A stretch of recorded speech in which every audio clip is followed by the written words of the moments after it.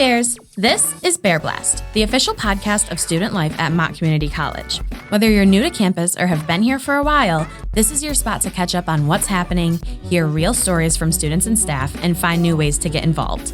From events and campus tips to student success stories and special guests, we're here to help you make the most of your time at MCC. Let's get started!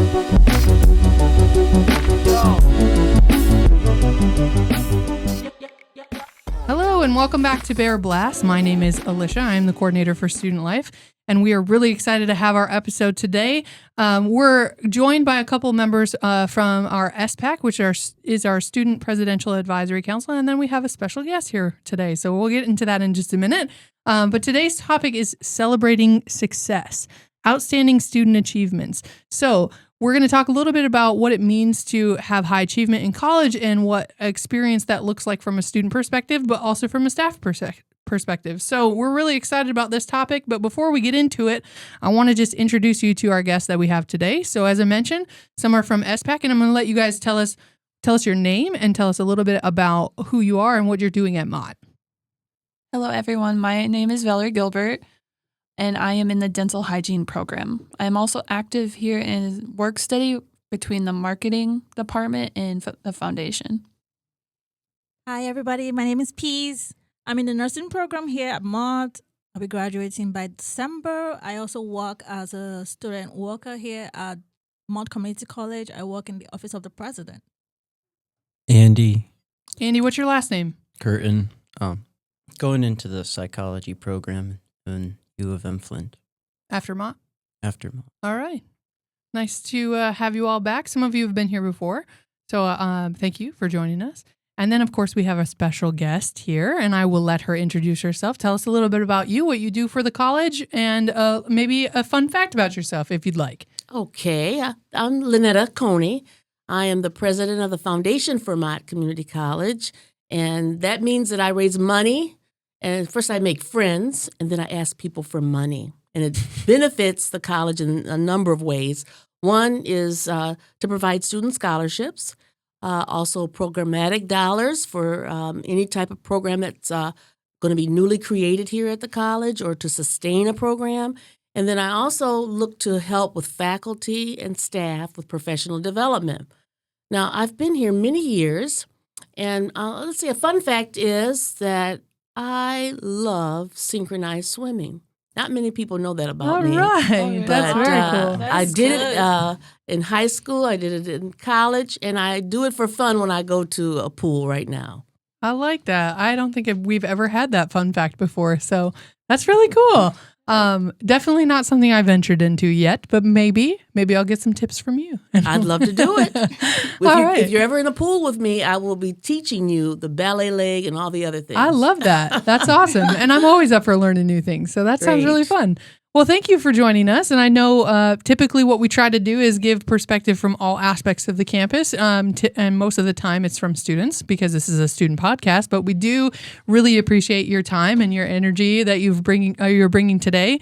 And hopefully you'll have a lot of really great input according to this topic and various other things we talk about. So this is our passion. This is the reason why I do what I do daily. Good. It is because we are looking to support student success. That's awesome. Then that means that you are the right person for the job for today. How about it? So, all right. Well, to kind of jumpstart a little bit about what we have to talk about today, I'm going to start with a staff question. We're going to go right in and put you on the hot seat a little bit. That's all right. I'm used to it. Our first question is, what outstanding student achievements have you witnessed during your time at Mott Community College? Well, I'll have to say that during the time that I've been here, I really get pretty jazzed when I see students who are going through these hallways and they're telling me about their major and their academics. But then what I see at the end of the road, and I see it more times than not, that people will see me at Meyer or they'll see me at an event and they'll come up to me and they'll say, "Do you remember me from Mott?" And I'll say, "Yeah, I often do," but they'll start telling me about what they're doing. And so I will tell you about this one story where there was a lady named Bridget. Bridget did not have an associate's degree. She got her associate's from us. She went to the university center. She got her baccalaureate. And then the day that I was getting my master's at Michigan State University. I was getting ready to go on stage, and I heard someone say, Lynetta. It was Bridget. She was getting her Wow. master's when I got mine. That's really And cool. so I thought it was so special. And now I understood that she went on to get her doctorate. And so she's just one example of someone who comes back and says, this is what I'm doing. There are a number of others who are maybe in political office and other things. But when I hear the feedback, I know that we've done something and done it well. That's awesome. I love to hear success stories because we always see them here and there, depending on who you interact with during the day and what types of students come through your programs and things like that. But it's very cool to have a personal experience seeing someone at graduation. That's awesome. And then to have them tell me that were it not for some of the scholarship dollars that I've raised or my staff and I have raised, that they don't know that they could have been sustained here. Yeah. That is even more gratifying. It is. Because that's what we want to provide, the lifeline for a student while here to retain and then go forward and do great things. Yeah, that's right. And I think that it's incredibly important to remember that there are resources on campus for people to take part in, and they can become success stories like that, which is pretty cool. Absolutely. And of course, you work like crazy to try to make sure that everybody is doing their part in providing these resources to students. We try our best. And I'll just say this too. You know, when you're trying to raise money, you know, you get a lot of people who'll tell you no. Yeah. And so you got to be pretty thick-skinned, but you got to know your case for support. And our case for support is to make a difference in our community and to look at how to affect the bottom line. Because when students are successful, they give back to the economy, they give back to their families, and they have a whole new elevated way of life. And that's what we're here for. That's awesome. And now that we've kind of touched a little bit on jumpstarting that success and knowing that it's possible for you to achieve these things, from a student perspective for you guys, can you tell me like what challenges did you face while you're working towards your achievements? Like how did you overcome some of these challenges? I would say for me, it was the financial aspect. I am in one of the most expensive programs at Mott Community College, and that is dental hygiene. And so from the instrumentation we have to purchase to uniforms, books, and all that, it's very expensive. And because of the support at Mott, I was able to get in touch with some of the scholarships that are available to the dental hygienists, like the Diana Hamill one and many others. Sure. Yeah, me as well. I'm in the nursing program and it's actually expensive. I am successful today because of the Mott Foundation. They have been so helpful with scholarships, opportunities. I mean, it has been splendid, and I'm really thankful for that. That's very cool. I think it's really important to kind of understand the perspective of some students when it comes to things like that. I didn't know that your program was the most expensive. It makes sense because you have to buy all these extra things. And I know that you guys definitely are invested in that. I know the culinary program is the same. They got to buy all their knives and everything that comes with that as well. So there are other ways to gauge your achievements and your success, but it's definitely important when you have those people who are on the sidelines that are helping you achieve those financially as well.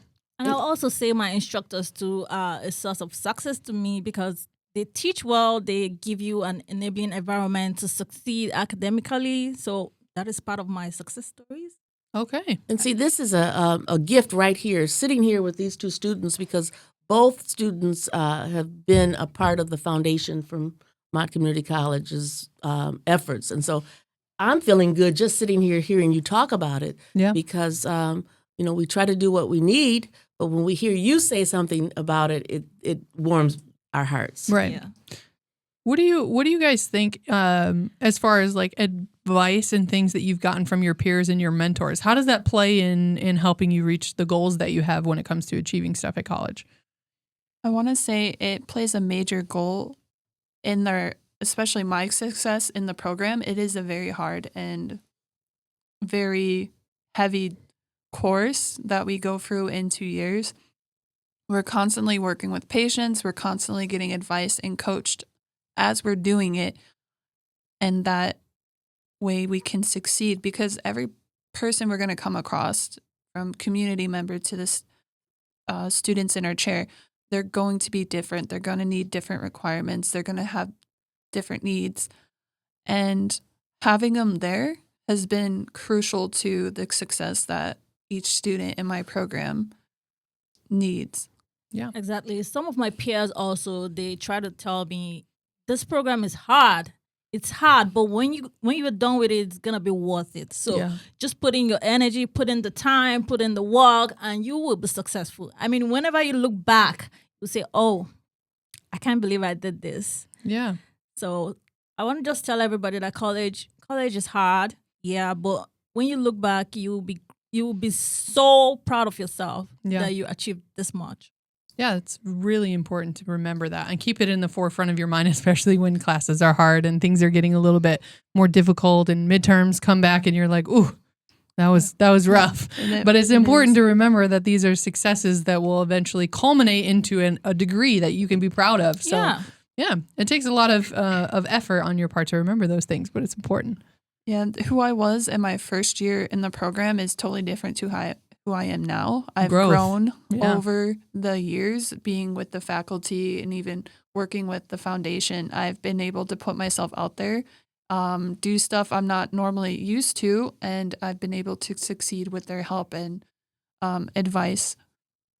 I would say my first test, I cried my eyes out when I didn't do good. I hate to say this, but I have heard that story many times from poor students in the dental hygiene program. I mean, the same thing with my program because we have to get like 80% in every of our minimum. So you are always anxious after every exam because you don't want to fail, right? So you have to just be on top of your game, and it's tiring, but and that test will keep you on your toes for every assignment, every test thereafter, because you cannot lose any more points because that one test matters. Yeah.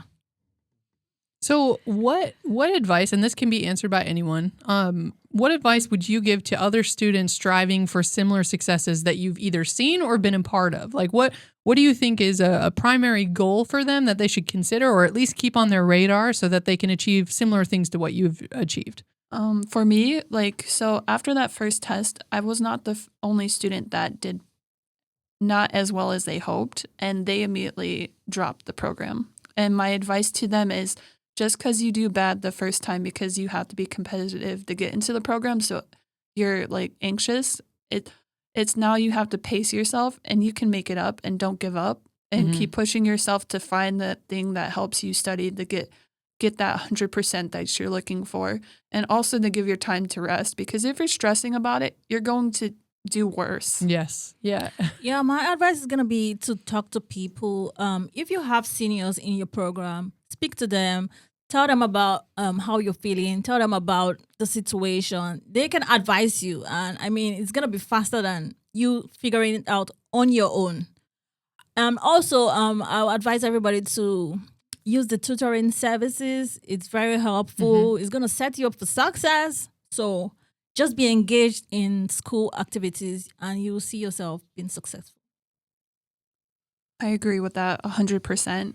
And I want to give a shout out to my teachers because whenever I had a question outside the classroom, they were always open to answer the question, to find me solutions, and to make it so I understood the topic at the time after a lecture and why, when it came to the test, maybe why I got it wrong. Sure. Linda, do you have any advice when it comes to that? I was just going to say that you have to put in the work. So the first thing is not to be afraid to fail, because in life, there's always, when you make 2 steps forward, sometimes you have to take a step back. But you can't beat yourself up if there's some type of immediate failure, because you get out what you really put in. And so as I hear you students talking, I'm thinking about when I was a student as well. I tried to just gather as much knowledge as I could from people, and I always had I had this thing, and I don't know if you all can appreciate it, but I said in my 20s would be like the years where I'm just trying to be a sponge, try to learn as much as I could. My 30s, I would start taking what I'd learned and try to implement it. And then continuing to do it, knowing that implementation isn't always successful. Right. By my 40s, I thought I could be like an expert in some areas. That wasn't necessarily the case. But what I wanted to say is that each decade that I had in my mind at that time was to keep putting myself out there. And so you look for people, you look for your peers, you look for other people that you might say, there's something about that person that I think I like. You don't want to clone, you don't want to be exactly like that person, but you might want to see how that person was able to rise to their success. Right. So you put yourself out there as much as possible. And more times than not, people want to help you. People welcome you when you ask questions. But so let me just finish this continuum. So I said, by my 50s, I'll be coasting. Well, are you coasting? No, you're not coasting. But all I'm saying is that every level you think about your trajectory and what you want, and you have to keep going at it. You have to keep putting yourself out there and making people know that you want more for yourself, and you have many questions. So never hold back. Yeah, and setting goals like that, and I don't know about you guys, but I've mentioned before, I'm a very visual person. So if I can set my goals like that and say in my 20s, I'm going to do this, in my 30s, I'm going to do this, that helps me to compartmentalize things a little bit better and helps me to maintain that level of organization that I require. Not everybody requires that, but I think that, like when Val was talking about, making sure that you are okay with how the outcome of some of your tests and things and not giving up on that. A lot of that has to do with time management and things we've talked about on this podcast before, which is like, as long as you are comfortable with how much effort you're putting in, then you're going to be okay with the result that you're getting out of it. Not always is that the case, but I think for the majority of the time, at least, you'll have something to go off from, and you'll be pretty proud. As P said at the end, like we were talking about being proud of what you've accomplished, and that is incredibly important. You will be proud of it. It's just going to take a minute, and you're going to have to go through some pain a little bit at first, but cry a couple nights. Right.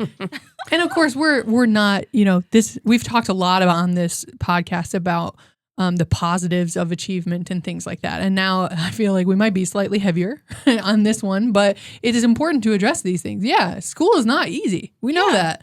We know that. And that's the harsh reality. And people don't like saying that because they're afraid that that's not going to encourage people to come to school. But it's a reality. And you should know that going in, that there's a very real possibility that you'll be frustrated and you'll be upset and you'll be angry, maybe even with your professors. But everybody's in it to see you succeed, not to see you fail, including yourself, I would hope. Yeah, I agree. Definitely. And I always think, too, that for me, I've been a visual person. I've always enjoyed, or if I have a dilemma or whatever, even if it's positive, I always write down the pros, the cons. I'm always writing my thoughts. Some people journal. Some people just, instead of doodling, they might just come up with some concepts. But sometimes when you get it out of your head and you see it on a document, it helps you crystallize how to go forward. That's true. And let me just say this. You hear me talking right now. When I was in college, I was getting A's, but I never wanted, when my professor would walk around, he would say, I was Bradley then. Miss Bradley, would you please go forward and present your document? And I'd say, his name was Yet. Dr. Yet, please don't make me go forward. I was so afraid to talk. I could get it on the paper, but I don't want to talk. Mm-hmm. But that's part of your grade. Yeah. And so I had to overcome that. But it took a long time to overcome it. And now my family tells me I never shut up. I'm always talking. but that's in and of itself is an achievement. Like sometimes we think, our only achievements are those grades that we get, right? But that's not necessarily the case. Like those are fundamental processes and things that you learn over time, like public speaking. Mm-hmm. You might not be in a public speaking class, but you might have an instance where you have to present something and you're stretching yourself. And that's an achievement to write down. I went to college and I did these things. Yeah. That's pretty cool. I really don't like public speaking. I am a very introverted person. But when I came to the country, I see everybody talking. I'm always quiet. So that's why I had to join some organizations to be able to talk. And I did my first public speaking last year. So I was just so proud of myself. Good job. Yeah. That's awesome. My next question for you guys is, because you have a staff member here who is willing to hear what you have to say about this topic, how can staff better support students in reaching their full potential? So let's think in a broad perspective. We're not saying, hey, let's change this process and do that or do that. But like, what can staff do that they might not already know to kind of reinforce this support to help students achieve more? For me, we're always telling each other, or I'm always telling other students to reach out to people, ask them questions to succeed. But sometimes I feel like we just have to remind staff to also reach out and check in on their students, because sometimes those students just need a little nudge. Yeah. Yeah, I'll also say maybe they can do some campus survey, ask students questions through a survey, let them express themselves so that they can tell you what they need. Yeah. When it comes to campus surveys, I know this has been a concern of staff. Maybe you guys have, this is like a jaunt sideways to this question, but I know staff has been concerned with the fact that like we'll send out a survey and nobody fills it out. Do you have an idea for how we can better associate that survey with the student population? Like, what do you think, like social media is a good way to do it? Or do you think email, or what else could we do? Well, if I have to fill a survey, the topic of the survey has to be captivating. So just catch my attention with the survey, and you see me reading the survey and answering questions. So maybe some people are like that. I don't know. That's just my opinion. I feel like with the survey, to piggyback off of that, in the age of social media, a lot of things are so out there and it's overwhelming. So having surveys and people on campus to get the students' opinion might be a little more successful than email, Facebook, or Instagram, because this age of marketing, it used to be not online. So when online came around, when you saw the very few things, it was there. Everyone knew it. Mm-hmm. But now everything's online. Yes. And it's overwhelming. In a bunch of different places. Yeah. So you think face-to-face coming together, asking the question directly is more effective? Holding forums, things like that might even be good. I know that when we were talking about our surveys that we plan to do, we made a very serious point to offer very concise options for answering those questions. So instead of leaving an open-ended question, give them a multiple choice, or give them a yes or no or something like that. Because then they'll go in, they'll answer their 5 survey questions, and then they'll be done. And that doesn't take up too much of their time because, everybody's busy. They got kids, they got stuff going on, other jobs, stuff like that. So I know we did talk about that being important as well, is trying to keep it simple. Some students like to be anonymous, so they will prefer the survey than face-to-face. They want to talk about what they're feeling, but they don't want you to know that, oh, I am the person that said that. Yeah. So having 2 versions, maybe you do something that's in person in case anybody wants to come in and just hang out and talk about the way to get information back. That would be a good idea too. Mm-hmm.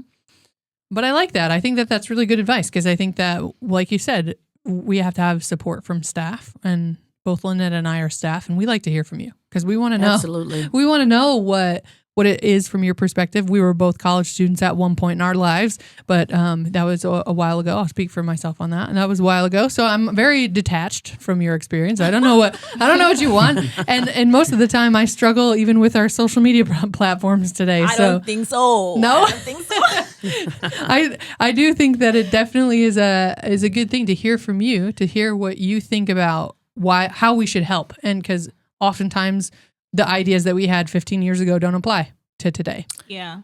Yeah. And as I go out and prospect for dollars to bring back to the college, it always helps me if I've had some interaction with students and I understand your stories, some of your dilemmas, or just some successes. And so when I walk across campus, and sometimes I'll see people sitting on the floor, on the hallway or whatever. And so in order to just, once again, I put myself out there, I'll say, how's the weather down there? And then they'll say, good. And then we can kind of strike up a conversation. Sure. So that I'm trying to establish some rapport, or at least eye contact, so that if we don't have an extensive conversation today, we'll have it later. Yeah. And so, yes, it's very important for staff to understand just what you're going through.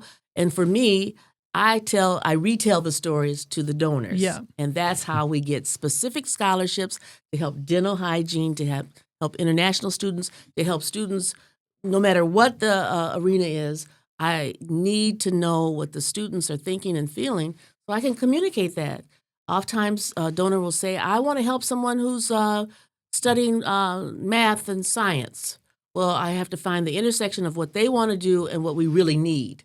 And so finding the needs is so very important. So that's why we do something like this podcast, to kind of give you guys the platform to be able to express your thoughts. And so if you are listening and you would like to comment any questions you might have for something along the lines of communication and talking to faculty and staff, put your questions in the comments below so that we can have an open dialogue and discussion about this, and we can pass along those questions to other people and the people who make the big moves when it comes to that, like the foundation. Andy, did you have something you want to add? Yeah, I apologize for my silence during the podcast. You're just good. Soaking it all up like a sponge.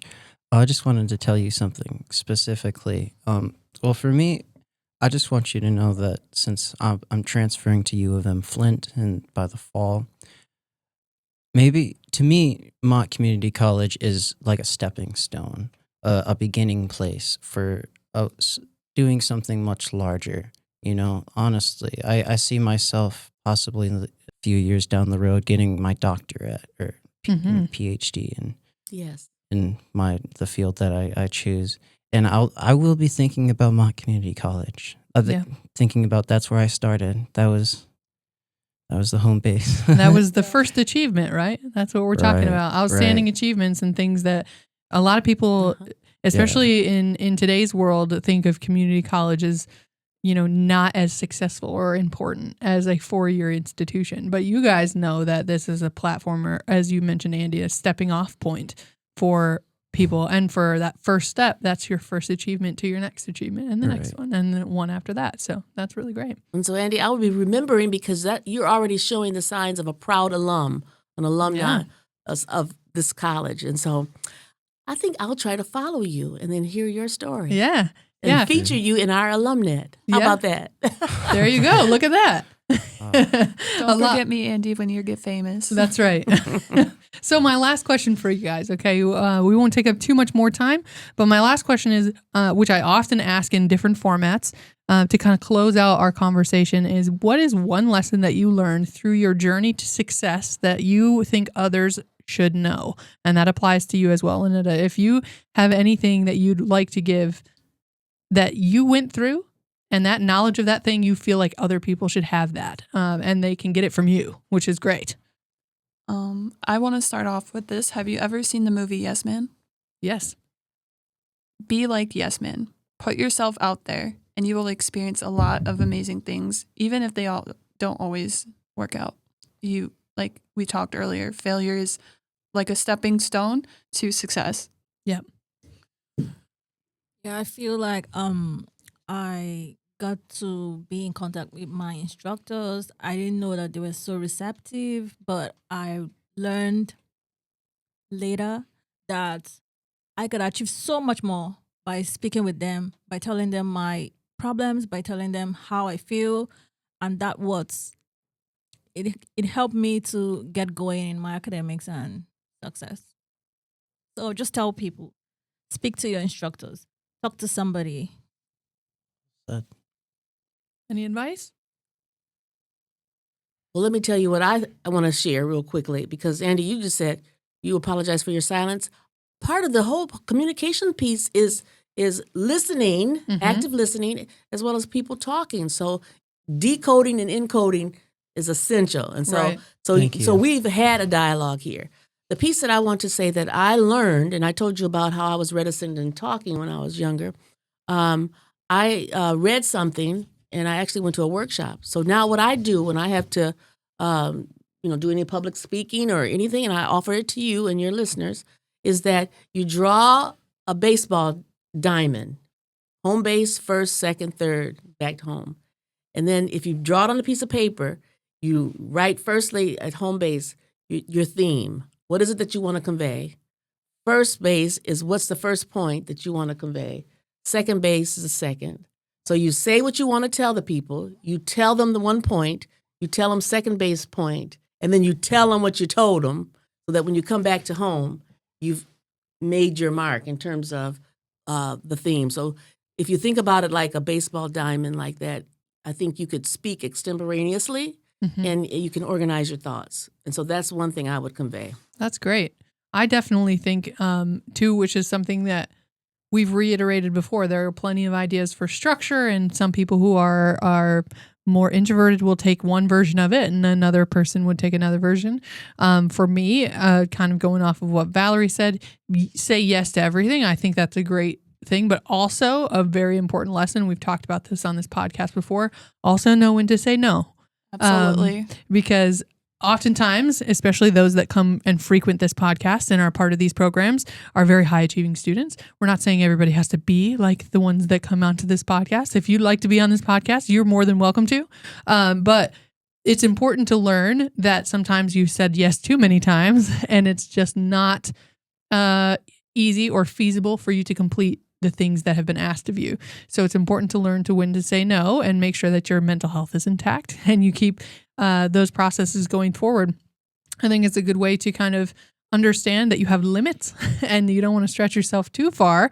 But these are great platforms for advice. I think that you guys have touched on a lot of different areas and given perspective from different experiences. And of course, we always love having our guest from our staff that has come in because you give a completely different version from what they're thinking about. And oftentimes they don't know about the resources that people can bring to the table. So we really appreciate It's been my you pleasure coming to to be hang out with with you. us. Yeah, thank you. So oftentimes these recordings are very short. We just wanted to give a short conversation about this topic. If you, like I said before, if you're interested in learning more about this information, you can go ahead and drop a comment in the comments below, and then we will make sure that we follow up with you in hopes that we can continue this conversation. So thank you again for talking about outstanding achievements, and we will see you guys next time.